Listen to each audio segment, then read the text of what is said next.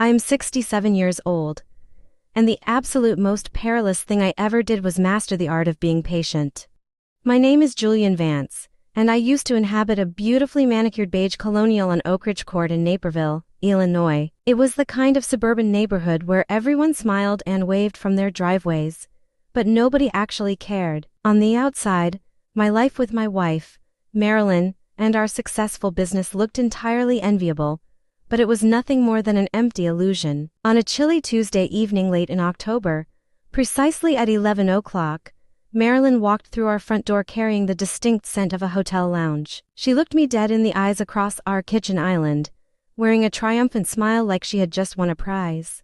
I was quietly finishing a warm bowl of homemade soup I had prepared for myself. She crossed her arms and announced that she had just spent the night with her boss, Marcus, and she completely intended to do it again. The grandfather clock in the hallway ticked loudly while the refrigerator hummed in the background, but my expression never changed. I simply picked my spoon back up, told her that my dinner was getting cold, and continued eating. Marilyn expected an absolute explosion of tears, screaming, and shattered plates to prove she still possessed the power to completely shatter my world after 30 years of marriage. Instead, she got a calm senior citizen enjoying his meal, completely unaware that I had stopped being the predictable husband she thought she controlled months ago. She let out a frustrated scoff, demanding to know why I was acting so indifferent after she had just confessed to a major affair. I merely told her the soup was excellent, which prompted her to roll her eyes in disgust and stomp upstairs to bed. I sat in that quiet kitchen for another 20 minutes, thoroughly washed my dish, and then retreated to the garage to sit in my truck. I granted myself exactly 4 minutes to silently process the intense pain before switching entirely into logistical survival mode. Marcus Vance was 52, aggressively stylish, and the exact type of arrogant executive who insisted on calling everyone buddy. He had hired Marilyn 7 years ago as the operations director for Vance Logistics, a mid-sized freight company located just a short drive from our house. Marilyn was undeniably sharp and highly organized, possessing a unique talent for smiling warmly at people while mentally calculating exactly how to exploit their weaknesses. I used to deeply admire that trait in her, but I desperately should have feared it instead. I was entirely certain this affair had been going on far longer than this sudden, dramatic kitchen confession indicated. For at least 2 years, her late-night office hours never aligned with reality, and she had developed a secretive, hushed laugh while staring at her phone. She completely stopped asking about my day, replacing our old connection with a heavy, cold silence that signaled her total emotional absence. But when you have built 3 decades of history with someone, you do not rush into emotional confrontations. You patiently document everything. Our joint company was called Vance and Associates Property Management, which we started back in 2003 using my construction background and her operational skills. We oversaw dozens of residential units across the county, earning a flawless reputation that kept our business consistently thriving. On paper, everything was split perfectly down the middle, but that paper trail was about to change drastically. I never truly understood why she took that corporate job years ago when our own company was doing so well, but the pieces were finally falling into place. What Marilyn did not know was that 14 months prior, I had initiated a highly confidential and entirely legal restructuring of our business. I sat down with a brilliantly sharp attorney named Clara Sterling at her office in downtown Naperville to protect what I had built.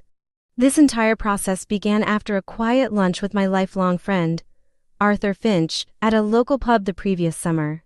I openly shared my deep suspicions with him, explaining that I felt Marilyn had emotionally abandoned our marriage a very long time ago. Arthur stopped eating his lunch, looked at me with genuine concern, and asked what my next move was going to be. I watched the busy crowds outside the window and told him I was going to uncover the absolute truth and ensure my exit was entirely clean. I needed to completely remove the volatile emotion from the situation so I could focus purely on strategic execution. Arthur did not fully grasp the weight of my words at the time, but he certainly would appreciate them later on. By the night of her shocking confession, Vance and Associates had been thoroughly and legally reorganized without her ever realizing it. While my name remained on the public letterhead, The actual contracts and assets had been transferred to a brand new entity Clara helped me establish. Marilyn remained the co-owner of the original business shell, which now contained nothing but old filing boxes and a bank account holding $400. She had been proudly co-owning a ghost corporation for 6 months while coming home completely oblivious. I am not a naturally vengeful person, as I was raised by a hard-working carpenter to believe in fairness, honesty, and integrity. However, I had also witnessed my own father get completely destroyed in a bitter divorce that left him with absolutely nothing but his old truck. His parting advice to me outside that courthouse was to always ensure I was the one controlling the timing when things ended. I carried that lesson with me, ensuring our primary household bank account was drawn down to exactly 14 cents. I moved our lifetime of shared savings into a private account at an entirely different bank, executing the transfers methodically over several months. Every single transaction was meticulously documented, entirely legal, and perfectly structured to survive the intense scrutiny of a courtroom. When I walked back inside the house at midnight, the entire building was completely dark and still. Marilyn was sleeping peacefully with the arrogant confidence of a woman who assumed her comfortable lifestyle would never change. I quietly packed 3 suitcases with my clothes, essential legal documents, and a precious oil painting of my late mother. I loaded the truck in silence, backing out of the driveway at 1:00 in the morning without leaving a single note. When Marilyn awoke the next day expecting her usual routine, she would instead find a deserted home, frozen funds, and a worthless business. I knew she would initially react with disbelief, but the people who dismiss the danger first are always the ones who failed to check the details.